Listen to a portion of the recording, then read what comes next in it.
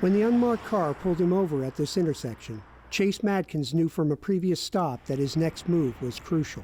I had to remind myself, Chase, this is how people get murdered in a traffic stop. He called a friend and put him on speaker. Just to be a witness, a conscious observer of what was taking place. Just yards from his home, Tyre Nichols called out for his mother. Watch out! But she never heard him. Nichols died January 10th, 3 days after he was stopped for alleged reckless driving. 5 officers of the Memphis Police Department's now disbanded Scorpion unit have since been fired and charged with second-degree murder. Many in this majority-black city are still coming to grips with how the officers could so savagely beat someone who looked like them. Being this color, it's like, man, we under assault right now. Like, we can kind of expect it from white officers, but now our own kind. That this happened in the city where the Reverend Martin Luther King Jr. was slain fighting for civil rights makes this case all the more poignant. It is a letdown from everything that Dr. King marched for us. Erica Brown lives on the street where one of the charged officers spent part of his youth. She says police once beat and hogtied her oldest son.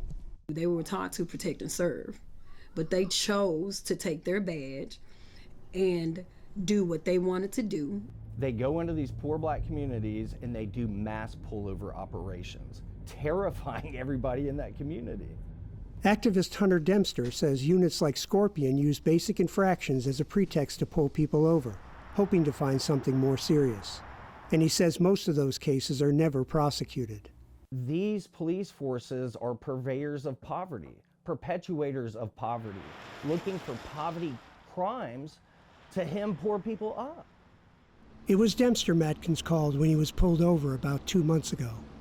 Madkins says the officer who stopped him was in tactical gear with no name tag or visible badge.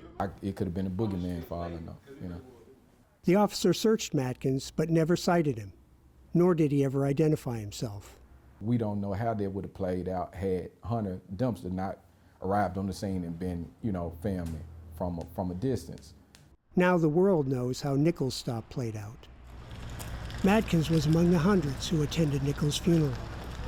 I don't know when, I don't know how, but we won't stop until we hold you accountable and change the system.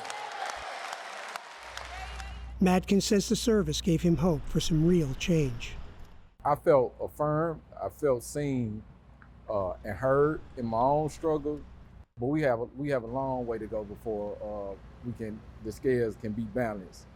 Alan Breed, Associated Press, Memphis, Tennessee.